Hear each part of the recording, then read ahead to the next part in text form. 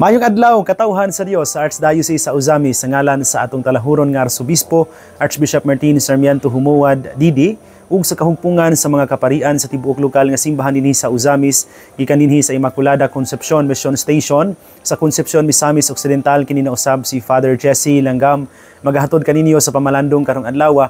Adlaw karon nga Martes, sulod sa ika-10 ug 3 nga semana sa ordinaryong panahon diya sa kalendaryo sa atong simbahan, Hulyo 2, 2024. Ang ebanghelyo nga atong pamalandungan karong adlaw mga igsuon, atong kutluon gikan sa ebanghelyo sumala ni San Mateo.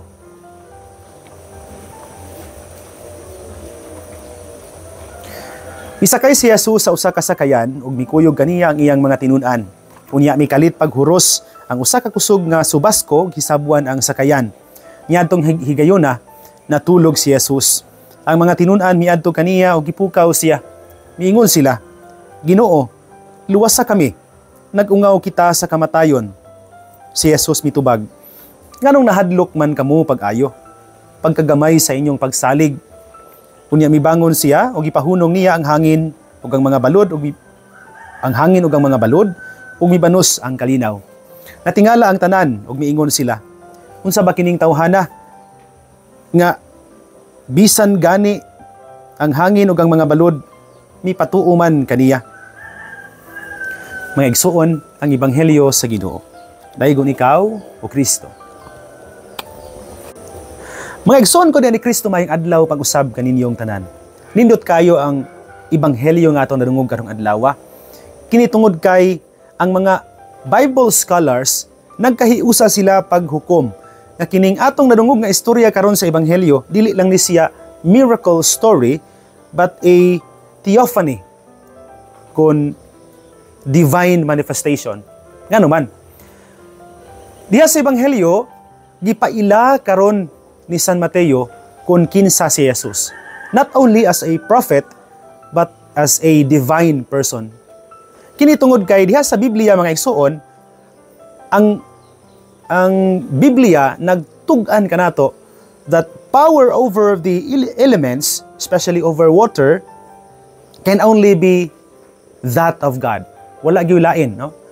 Ang dunalay gahom sa pagmando sa tanan nga mga elemento, labi na gyud tubig ang Ginoo ra.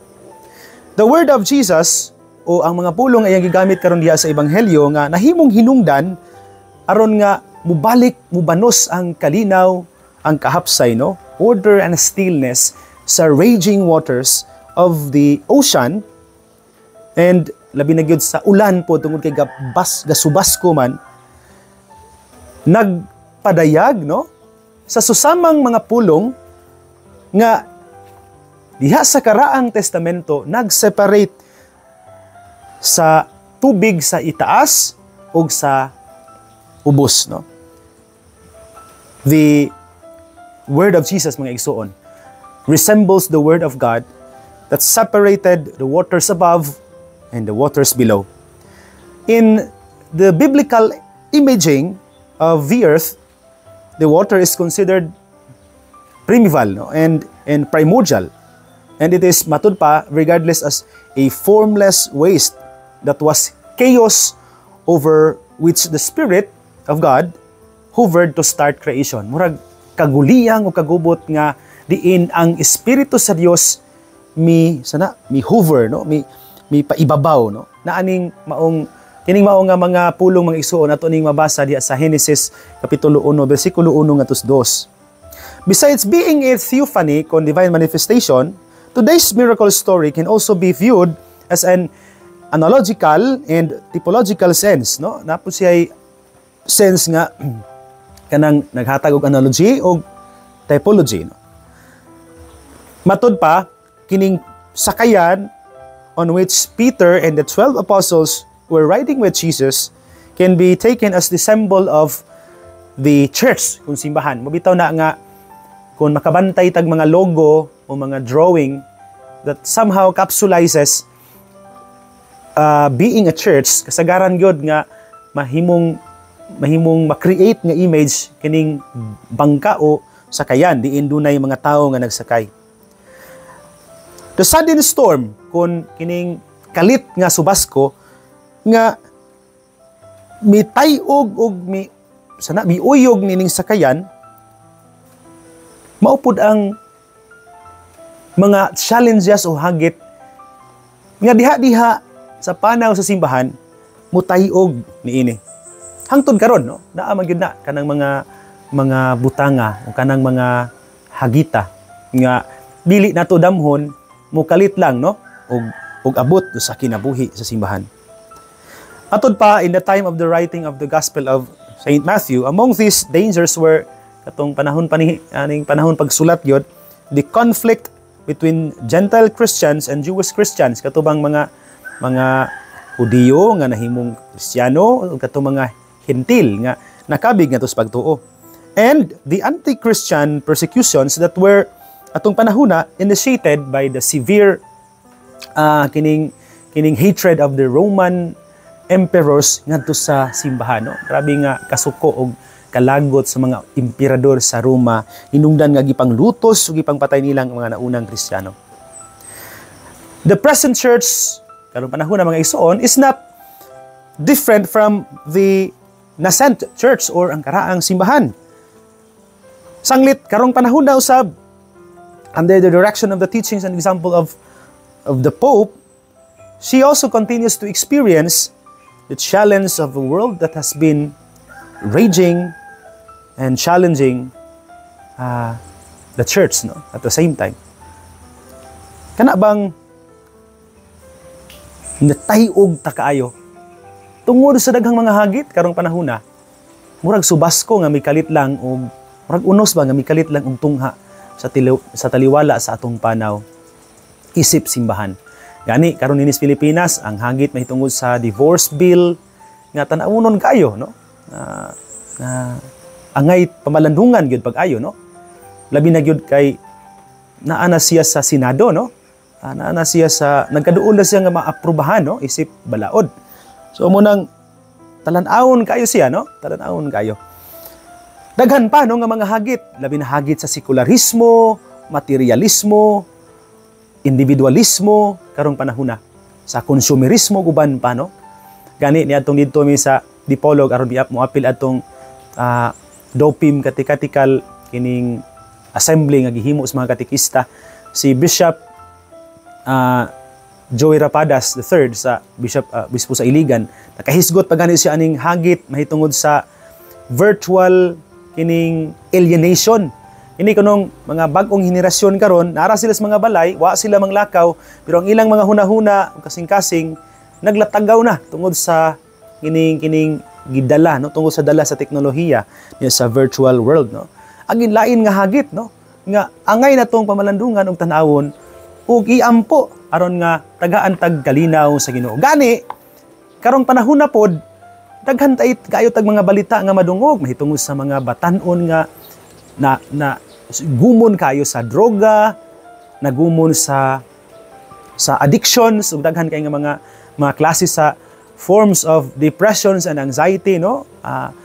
Tan-awonon kayo no, daghan kay mga hagit gyud nga para nako angay gyud kayo natong itunol nga to sa Ginoo aron nga sama nga iyang gipalugdang, gipalurang ang subasko dihang tayog niini ang sakayan nga gisakyan ni San Pedro sa mga tinun-an karong panahuna pod samtang nagpanaw ang simbahan lulan niining simbahan ang sakayan palurangon pod sa Ginoo kining mga subasko nga atong gisagubang sa kinabuhi. In particular mga igsuon, mahimo sad natong gamiton kining ebanghelyo karon pagpamalandong sa atong kaugalingong panaw sa kinabuhi. Daghang mga higayon nga sama ni San Pedro ug sa mga tinun-an. Let's again single out the presence of Peter no in the Bible, in the gospel, like ginganlan siya no sa ebanghelyo. Well, ang ubang mga tinun-an naapod dito, pero it's as if presenting to us a kind of attitude where we try to place ourselves as if we are one with the disciples.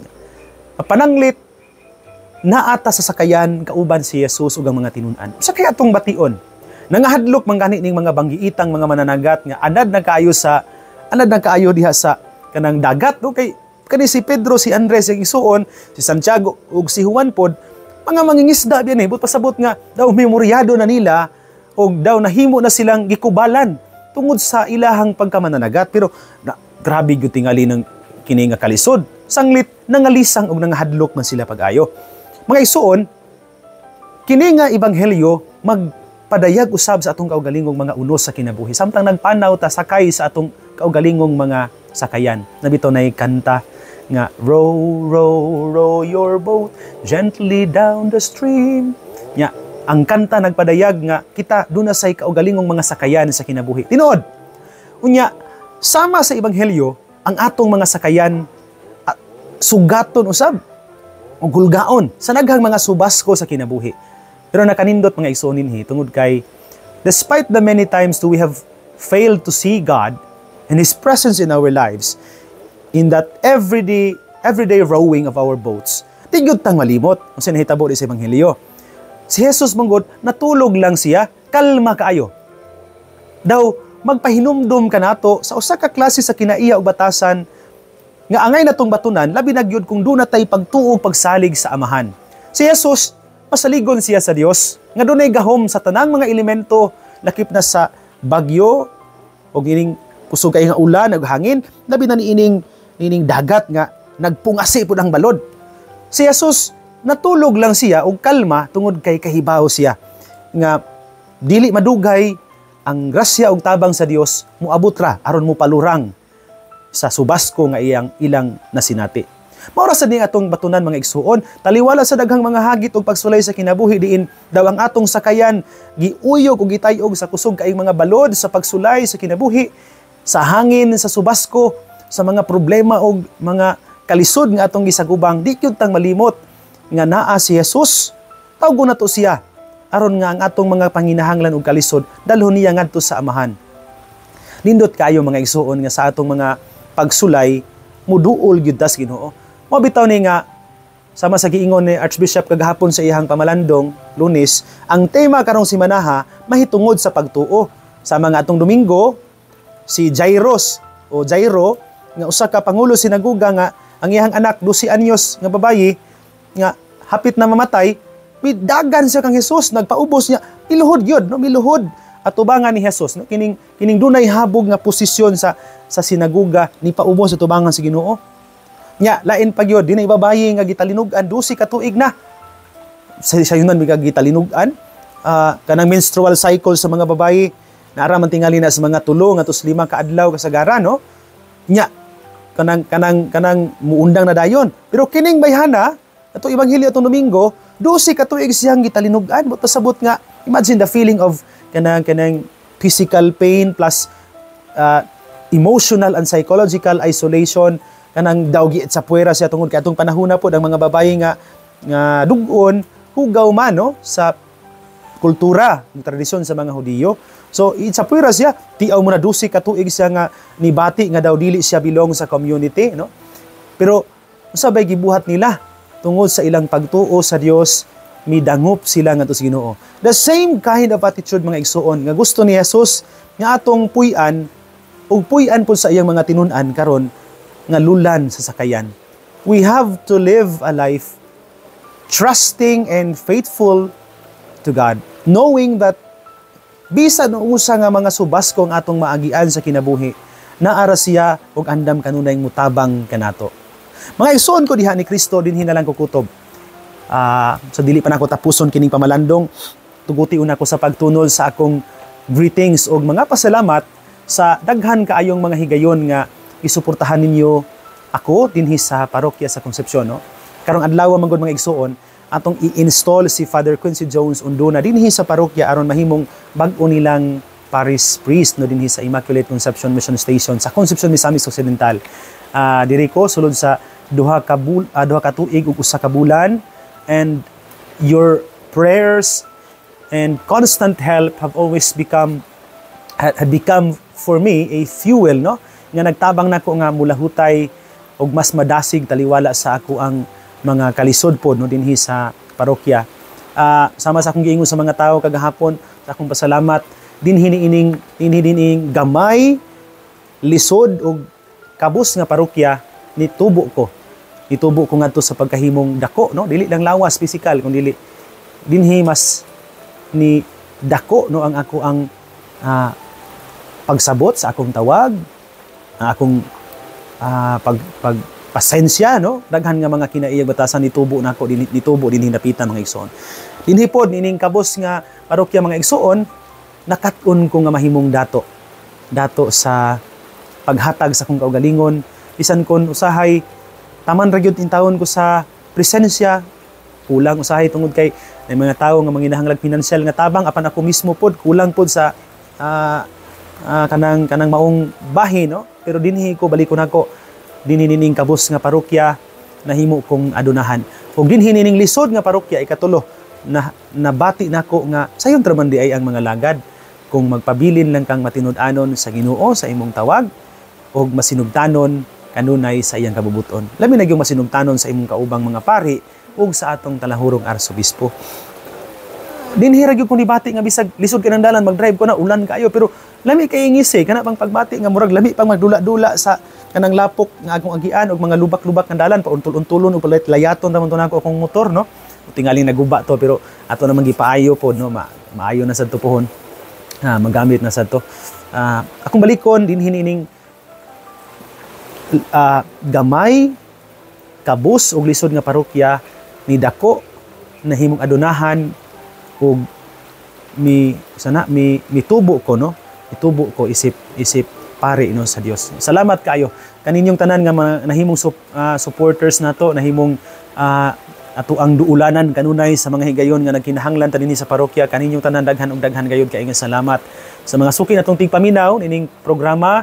Akong pasalamat kaninyong tanan sa inyong makanunayon nga suporta nato, no, financially, spiritually, materially, no. Salamat kaayo.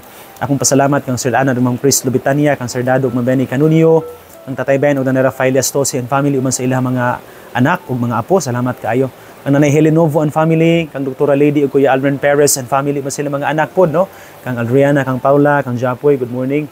Kang Nanay Ansi Sapero sa pamilya kong, kang Rodel ug Emma Alamilio and family, kang Nanay Ju Idol and family, kang Pari Ramil Uringot and family, kang Pari Dudong Tumataw and family, sa pamilya Tak-an, Los Santos ug Medis Caruso, labi na gyud kang Nanay Sario, Nanay Gloria, Nanay Lourdes, may buntag, kang Pari Osfera Rivalo, kang Kapitan Reynal Asok and family, kang Ma'am Emma Filipino and family, kang Ma'am Marisukson Gamboa and family, kang Nanay Dora Liagas and family, kang Board Member Emmy Lahay-Lahay and family, ban sa pamilya pod, no, sa pamilya Lahay-Lahay, kang Ma'am Josie, Ma'am Juday Lahay-Lahay, sa pamilya Auman, Hermoso, sa pamilya Lagat, labi na kang Ma'am Sherry Lagat and family, sa pamilya ni Ma'am Rosvilla Kalimpusan, sa pamilya ni Ma'am Marceline Primasio, kang Ma'am Nida Munoz and family, kang Primitivo Elena Lausa and family, kang Ma'am Emma Tuba and family, kang Richard Bation and family, sa pamilya ni Ma'am Hazel Bahian, sa pamilya Johnson, Amparado, Macabio, Laranjo, salamat kay ninyo. Kang Nanay Rosie Maghanoy and family, kang Alfaro Cañete and family, salamat. Kang Parijul Marsigue and family, sa pamilya Alforque, kang Sir Imon Nelson Limpahan and family, salamat. Kang Vice Mayor Baby Neri and family, kang Board Member Kuya Sani Waminal and family, kang Nanay Grace Ann Pang-an, kang Ma'am Janice Sinilong, kang Luspinda Oculares, no, may buntag, kang Jose Igay Jr. and family, kang Titunik ug Mamining Pasitaka and family, no. Ato ang mga murag nahimong ikaduhan natong mga ginikanan pod, no, silang duha nga supportive kay nato dinhi sa atong endeavor sa bukid sa Concepcion. Kauban nato diha sa lihok sa Legion of Mary. Salamat kaayo, no. Salamat pod kang Kuya Rolly Bangos and family. Salamat kaayo Dias Clarino sa tanan ninyong suporta nato dinhi sa parokya. Ako pod nga pasalamat sa mga nahimong kabahin nato dinhi sa Concepcion sa atong paningkamot, labi na gyud kang unang-una gyud kang Nanay Mayura Jessie Vinia o kang Tatay Board Wani Divinia, no, sa ilang pamilya. Salamat kaayo. Salamat sa mga sa pundok sa mga SB members pinanguluhan ni Vice Mayor Ronel Montipon, ni SB Lucias, ni SB Rudas, ni SB Tumagna, ni SB Lumbay, ni SB Ponce, ni SB Kabasag, no, kang SB Wancho, no. Salamat kay ninyong tanan, no, sa inyong makanunayong suporta nato. Sa mga kauban nato sa lihok dinhi sa Concepcion, labi na gyud sa PPC Evangelization Team, sa Legion of Mary, Sacred Heart of Jesus, sa mga ministries, no, salamat kay ninyo. Akong pasalamat kang Ate Girlie Hinutan, kang Ate Grace Aranas, kang Ma'am Elma Burungan, kang Pariduming Gayola, kang Nanay Luisa Turmes, kang Ma'am Marlene Lumbay, kang Ma'am Rovelyn Ikaw, kang Sir Oligario Montimar, kang Ayan Sincunyege, kang Jaime Lumakad, kang Nanay Vilma Sincunyege, kang Sir Neil Kahoy, kang Tidangdang Rasunable, kang Ma'am Jinel Lucias, kang Marlon Pactol, no? Salamat kay ninyo sa tanan nga nahimong kabahin ini atong programa, programa atong paningkamot dinhi sa Concepcion. Salamat kaayo. Gahapon nila kong gipasalamatan po, no, sa usa ka mubo nga programa panihapon. Salamat kay ninyo sa inyong inisyatibo. Ug salamat sa makanunayong suporta karong adlaw pod, nangandam na pod mi sugod kagahapon ug atong Domingo pa gyud, no, para sa installation ni Father Quincy karong adlaw. Salamat kaayo sa mga nagtabang na to, no, financially, no, ining maong kalihukan. Ako pod nga personal nga pasalamat labi na gyud kang Sir Ryan ug Ati Anging Oliveros and family di sa Pangnalaga. Salamat kay ninyo, no, sa inyong makanunayon nga tabang na to, no, kini sila gyud dali kay natong maduol diha sa Pangnalaga when it comes to kanang mga materials na sa ato ang mga projects dinhi sa Concepcion, no. Salamat kay ninyong tanan. Sa tanan nga nagsunod ining programa, kaninyong tanan daghan ug daghan kaayo nga salamat, no. Kung balikon karong adlaw anhi dinhi si Archbishop mangulo sa atong Santos nga misa aron i-instalar isip pag-ungkura paruko si Father Quincy Jones Unduna kauban sa mga kaparian sa Tibok Archdiocese Sanglit. Martes karon niya regular Tuesday gathering namo sa Archbishop's residence nga atong gi-transfer ni sa parokya anhi dinhi ang mga pari, no, sa Concepcion. Yan po na to kining maong kalihukan nga magmalampuson unta kini, no. Salamat kaayo. Mga igsoon dinhi na lang kukutob ayo kalimot ang pulong sa Dios ang ayan gayod nga pamation, pamalandungan ug paningkamutan nga mapuy-an. Bulahan ang tawo nga naningkamot magpuyo sa pulong ni Jesus kay sama siya sa usa ka kahoy nga gitanom daplin sa sapa kansang mga dahon bisan kunting init dili kayod malaya ug timpo sa ting bunga muhatag usab sa kanunay maayong bunga. Igsuon ugma na usab uban sa panabang ug pangamas atong mahal nga inahan si Santa Maria atong gitawag mga misamisnon ug ang Birhen sa Kuta ang Dios sa kanunay magapanalangin unta kaninyo. Sa ngalan sa Amahan, sa Anak, ug sa Espiritu Santo. Amen. Mag-amping o mag-ampo kanunay, igsuon.